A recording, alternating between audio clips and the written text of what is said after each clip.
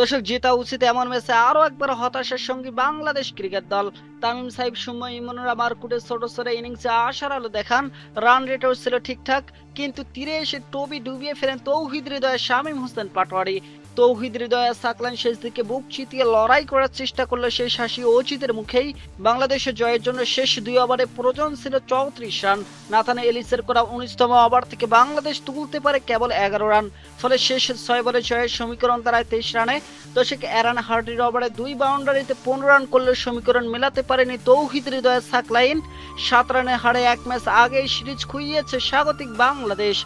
দর্শক, অস্ট্রেলিয়ার নেওয়া 197 রানের বড় লক্ষ্য তারা করতে নেমে শুরুতে ঝড় তোলেন দুই ওপেনার তানজিদ হাসান তামিম ও সাইফ হাসান। তাদের বাউন্ডারি মেলায় দ্রুত এগিয়ে যায় বাংলাদেশ ক্রিকেট দল, কিন্তু চতুর্থ ওভারে উইকেট হারিয়ে বসেন তানজিদ হাসান তামিম। 15 বলে 4টি 4 এবং 1টি ছক্কায় তিনি করেন 30 রান।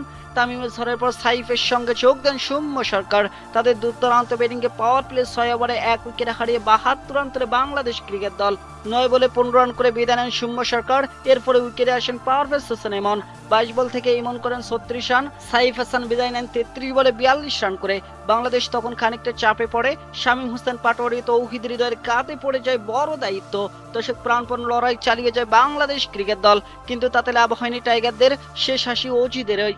এক ম্যাচ হাতে রেখে সিরিজ নিজেদের করে নিল অস্ট্রেলিয়া ক্রিকেট দল। বাসা মারার লড়াই শুক্রবার চট্টগ্রামে অস্ট্রেলিয়ার মুখোমুখি হয় বাংলাদেশ ক্রিকেট দল। সিরিজের দ্বিতীয় টি-20তে টসে জিতে টাইগারদের আগে বোলিংয়ে পাঠায় সফরকারী অস্ট্রেলিয়া।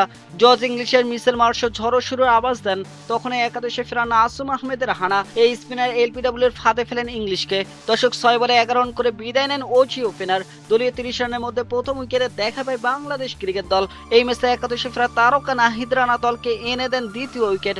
ফর্মে তুঙ্গে থাকা কোপার কলোনিকে সাজ করে পথ দেখেন নাহিদ রানা। সাইফ হাসানের দুর্দান্ত ক্যাচে বিদায় ঘন্টা বাজে কলোনির। 4 বল খেলে মাত্র 1 রান করেন তিনি। আবার চোখ ধাঁধানো ক্যাচ সাইফ হাসানের। এবার মোস্তাফিজুর রহমানের বলে বিদায় ঘন্টা বাজে মিচেল মার্শের। অজি কাপ্তান 19 বল খেলে করেন 20 রান। পাওয়ার প্লে 6 ওভারে অস্ট্রেলিয়া করে 44 রান। বাংলাদেশ তুলে নেয় তাদের 3টি উইকেট। পাওয়ার প্লে ভালো গেলে এরপর ম্যাট রেশন আর টিম ডেভিড বাংলাদেশি বলারদের নিয়ে ছেলে খেলা শুরু করেন। বাউন্ডারি সারে 50 আদায় করেন রেশন। একই পথে শুরু করেন টিম ডেভিডও, তবে তাকে 50 করতে দেয়নি আব্দুল গফফার সাকলাইনে বলে আউট হওয়ার আগে বাংলাদেশকে ধসিয়ে দিয়েছেন টিম ডেভিড। 26 বলে 2টি 4 এবং 4টি ছক্কায় করেন 46 রান। এতে করে ভাঙে রেশন আর টিম ডেভিডের 97 রানের জুটি।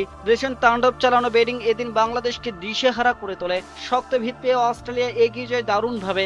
বাংলাদেশি বলাররা সাধ্যমতো চেষ্টা করেন, যদিও দারুণ ব্যাটিংয়ে ঠিকই রানের পাহাড় গড়ে ফেলে অস্ট্রেলিয়া ক্রিকেট দল।